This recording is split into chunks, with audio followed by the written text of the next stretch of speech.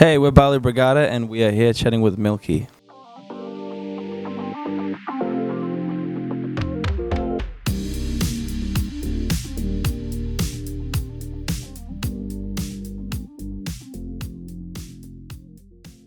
We started in August. It was middle of August, and the US run went till middle of October, so that was 2 months. And then we had about 3 or so weeks off, and then did another week and a half New Zealand and Australia. So it's about, I'd say about 9 weeks all up. Very exhausted, but also very grateful and really, really happy with the whole thing and how it went, and just to be given the opportunity. And the fan base, the 21 Parts fan base was super receptive, I feel, and enthusiastic, and we're just lucky that we got to be introduced to such a big and cool group of people. He kind of summed it up pretty well. I summed it. I done summed it. Summed it real good.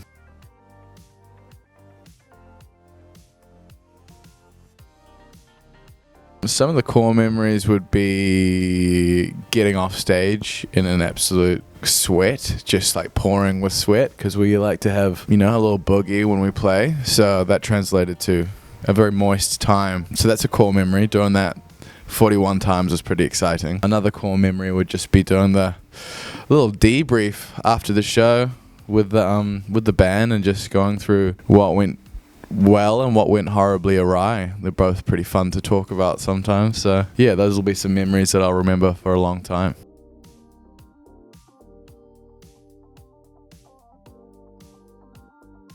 Well, one of the main things I actually got sick of complaining about, because I felt like I was being annoying, was again, I would jump around and dance around so much, I'd work up a bit of a sweat, and I don't have in-ear monitoring technology that's fancy enough that it sticks into my ear well, so I'd spend a good portion of the show just like this and trying to put my ears back in, and yeah, it would just kind of often translate to just not being able to hear I'm singing and or playing, which went awry plenty of times, but particularly the last show, which was quite gigglesome because it also collided with me breaking a string and not knowing that I was playing entirely out of tune for about a half song. So that was pretty awry. It was a pretty funny note to end the tour on.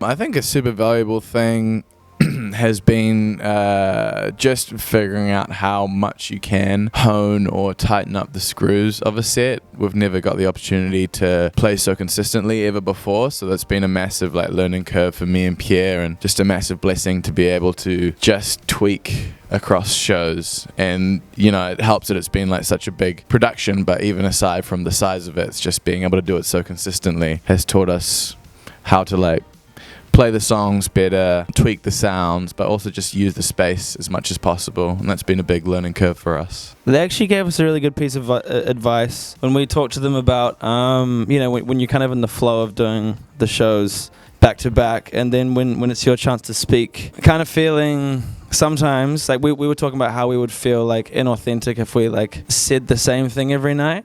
And maybe there's a good moment where you say something and it goes well, and then you say it the next night and the next night and the next night. I remember Tyler said I never not say something just because you're repeating it day after day. If it works, then that's a strong thing, and don't let you being jaded by saying it in repetition be enough to stop you from saying it at all. Just because you're creating moments at the end of the day for the audience, and it should. If something works, then keep doing it.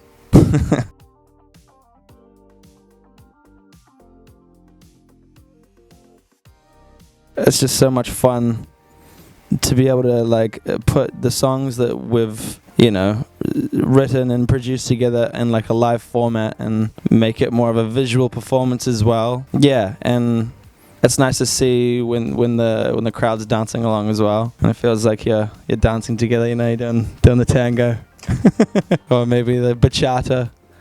Or I don't know. Foxtrot, maybe. The foxtrot, maybe. Ballroom dancing. All of the above. All of the above.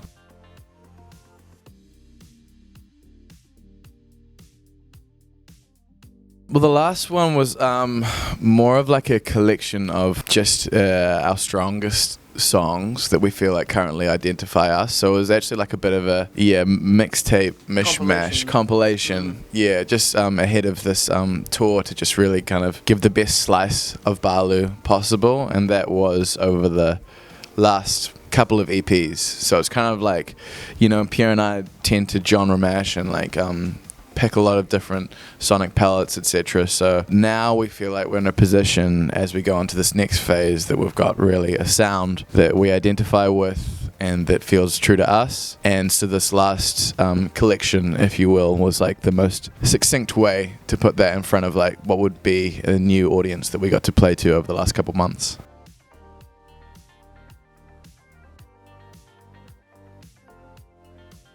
The story behind that one was Pierre and I were writing just material last year, about this time last year, in a little place in Harlem and in the middle of Manhattan. And we kind of were just writing together, and we wrote a song that had a bunch of gibberish lyrics, but what we thought was a pretty cool bass line. And then we kind of joked at the end of the session when we had written the song that it kind of sounds like a little bit like a football club anthem. And so we just really tried to like lean into that at every point that we could and reference things like Seven Nation Army by the White Stripes to make it kind of like a big, sassy, dancey 2000s rock thumper. And yeah, it actually came together, at least the writing part of it. It came together really quickly. And then the production part of it that we produced, as it always does, happened over the next few months and was sometimes fun and sometimes torturous, but we're very happy with the result.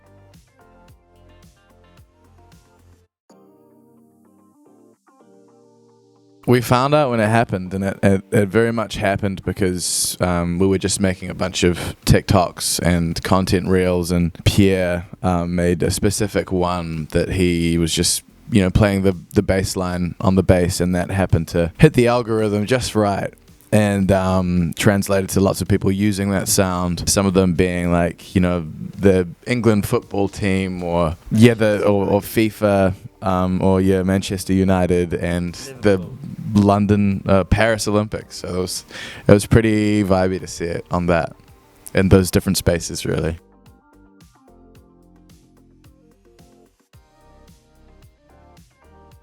I think it's evolved quite a lot. I think we're more daring to try things that we were previously maybe too shy to try. Just like even the fact that like So Cold is still a pop song, but the fact that there's a part in between the verse and the chorus where it's just instrumental for like 10, 12 seconds or whatever it is. I feel like 2 years ago we would have been like, oh, that's not pop sensible. Let's not make anything too weird, which is so silly when you look at it, when you think about it in hindsight. Like, you should always be daring to try and experiment, but I think maybe it takes some artistic maturity and growth, which happens at its own pace. You can't really force that. But yeah, and now we're like starting to write an album, and it's fun to, I don't know, have the opportunity to think outside of the box and make songs that aren't kind of boxed into like a really formatable single, and kind of just experiment more, and like Henry was saying before, genre mash, and maybe the song has a key change, or maybe even a tempo change, and just do things that excite you.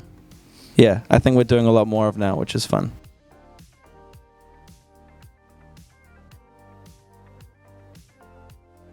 I think the way we like to do it is like the first stage, just like write as many ideas, not even songs, but ideas as possible. Like whether that be 2 a day or 1 a day, but like when we write the idea, the next day we'll just write a new one, as opposed to putting all of our eggs in the one basket being a song. Just so, you know, we'll write like 20 ideas in 2 weeks, and maybe 4 will be like a really good bones of a song. But yeah, other than that, I don't think we like to box ourselves in too much in terms of like approaching it with like an overall narrative or theme, or overall even genre / style, but just kind of let the creativity and the room explore itself in its own right, etc., etc. Does that make sense? Yeah, it makes enough sense, bro. Yeah. How much sense out of 10? Like 7. What do you reckon, Vass? 7? 8? 8. Okay. That makes sense then. It's not too bad at all. It made sense in my head.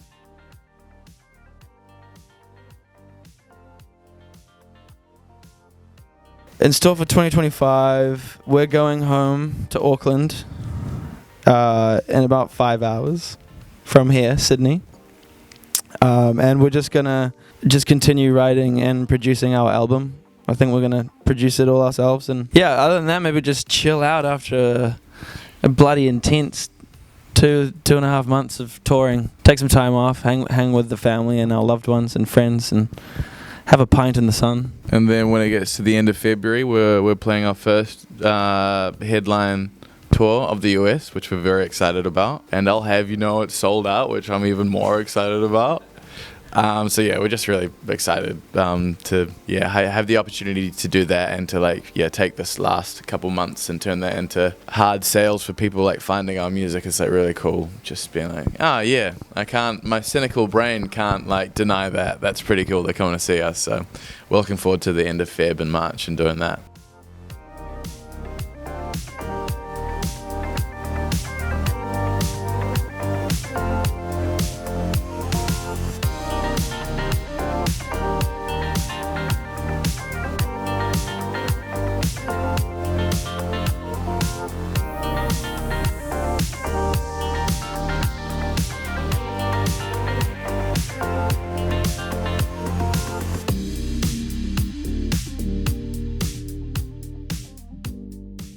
Damon Albarn, The Strokes, Kevin Parker and Daft Punk.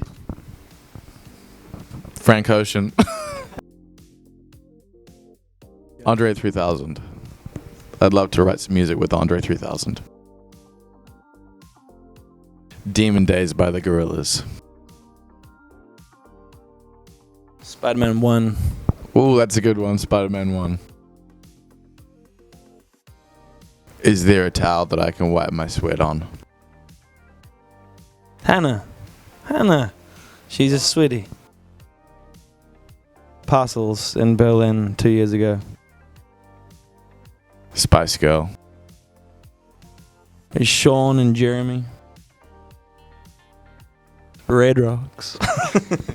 Red Rocks in Colorado. Is it in Colorado? Yeah, Rocky, man. That's a cool question. Caroline Polachek. I like that. I remember this question from last time. Taylor Swift. Still Taylor Swift. Slow down if you need to. It's okay, baby. I thought you guys said last time. You can let us know if you took your own advice. Don't stress it. Don't sweat it. Cool, bro. Oh, nice. That's similar. Yeah. Turns out we're always stressing and or sweating. So you didn't take your advice? Nah, it's hard to do that. It's easier to give it to other people. Should have listened to those guys. Bro. Yeah, they seem like nice chaps. The only book I've ever read is Scar Tissue, which is the Anthony Kiedis bio. So that's the only rec I could give. Something by Roald Dahl. It's a great question. Mine would be Chanel by Frank Ocean. Might probably be Let It Happen by Tame Impala. This is a pretty awesome apocalyptic song. And I'm pretty sure it's around about 7 minutes as well.